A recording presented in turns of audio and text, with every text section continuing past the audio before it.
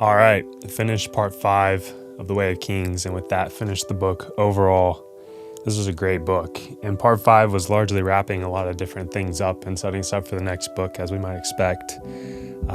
So what are some different things we have going on? We have Shallan redeeming herself in a way with Jasnah through being honest with her, essentially, about what she's been seeing, what her original intent was for seeking out Jasnah in the first place, and Jasnah comes to understand that Shallan has this inherent soul-casting ability that she has, and they share this together in this way that they would essentially understand each other in a way that no one else could. So instead of dispensing with Shallan, Jasnah is compelled to try to work things out with her so that they can try to uncover these mysteries together. The mysteries being this idea that the Par-Shindi, the Parshmen, are the void bringers from the past, and that they weren't eradicated, but rather they were enslaved. But the Par-Shindi have this inherent ability to, almost in the way that it reminds me of this a network, like a nodal network, where they're able to all be on the same page at once and know things that each other know. This is how they sing during battle and all stay, perfectly in line together with their song. So she brings up the point that if they all decided to rebel at once, they could essentially do so as one giant mass. They could overthrow the world as they know it, because they're integrated into essentially every aspect of society as these enslaved people. So there's all of that going on. The idea of Shadesmar I want to talk about more towards the end of this video. There's some really interesting things going on there. But just to cover what else is going on, we have Kaladin and Dalinar looking towards the future. I'm excited to see Kaladin and the Bridgemen in a different situation, working with Dalinar and figuring out how they're going to organize the army in a way that's going to be more beneficial overall for the king. There's going to be a lot of change there. Kaladin is still standing his ground and making it very clear what he wants and what he expects for the Bridgemen. So he's a natural leader.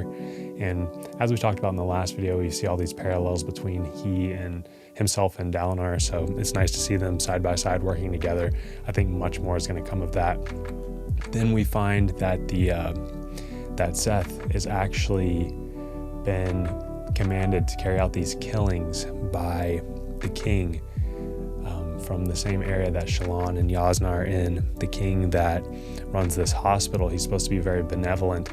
We come to find out that he's not so clear as a character. He's essentially killing people from anemia. He's slowly taking their blood from them until they pass away so that they can record their death rattles or their final thoughts, their final words. He has this idea that people are seeing things, seeing visions right before their death, and he's recording the visions, the final words of these people, and trying to put the pieces together to unlock some mystery. And then we realize that throughout the book, a lot of these chapters have opened with little stanzas, quotes from different people right before their death, and we realize that that's where these are coming from his experiments, essentially. So he tells Seth that his next mission is to find and kill Dalinar.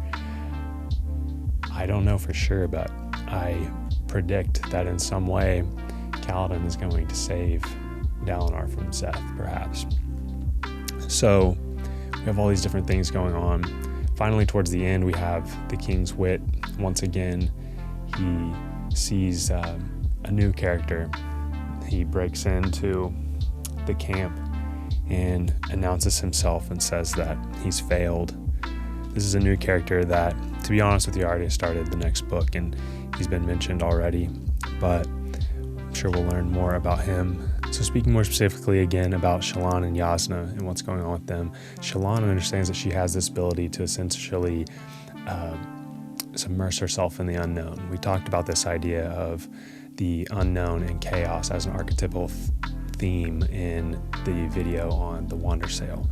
So Shallan does not yet know what this means or what it entails, but she understands that she has this ability. She's trying to get it to work again so that she can show Jasnah. And the voice tells her to whisper something true. And so Shallan says, Jasnah's soulcaster was a fake. she can soul cast on her own. She doesn't need a fabrial. It says that I must know something true about you. Tell me. The stronger the truth, the more hidden it is, the more powerful the bond. Tell me, what are you?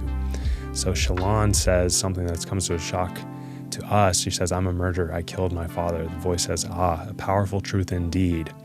And the alcove vanished. And she falls into this sea of darkness and glass beads. And she's struggling to get to the surface. The glass beads are engulfing her. She's sinking further and further into them. And Jasnah saves her from it. So there's something about this idea that she needs to tell the truth, something true about herself, some deep truth. And that this plunges her into the darkness below, this unknown, this sea of glass beads. There's something about this that just rings true on a fundamental level.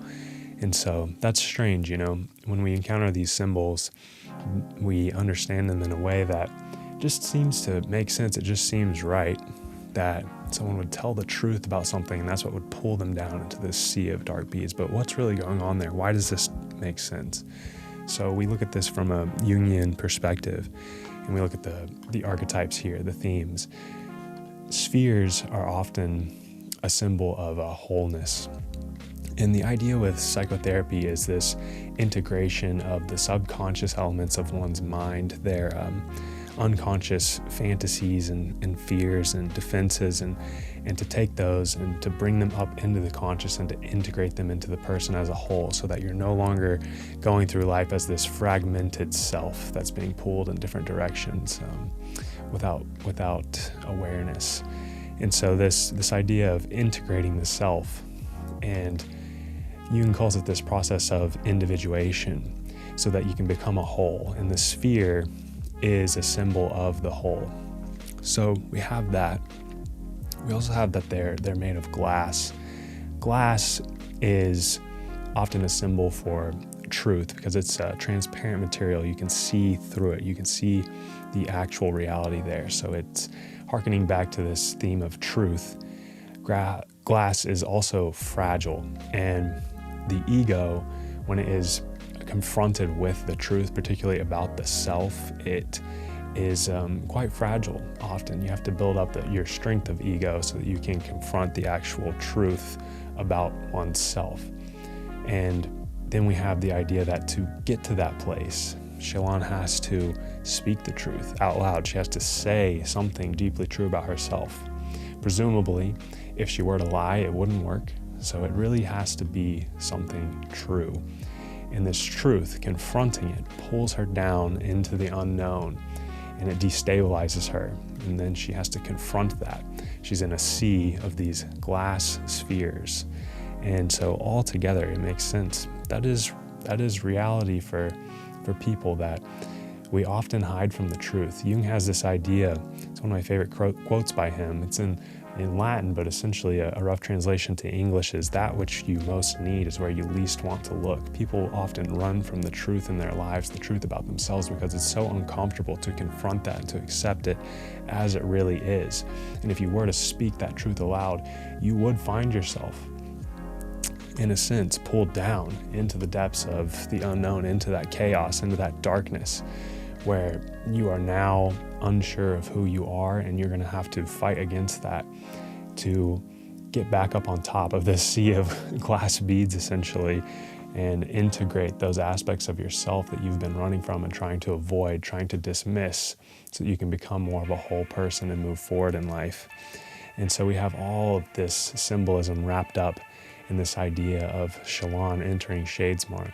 I'm sure there'll be more of that to come when the books elucidate further, what exactly is Shadesmar and what's going on there. But the symbolism is clear just in this short excerpt from the chapter, and it was just so rich that I wanted to touch on it in this video.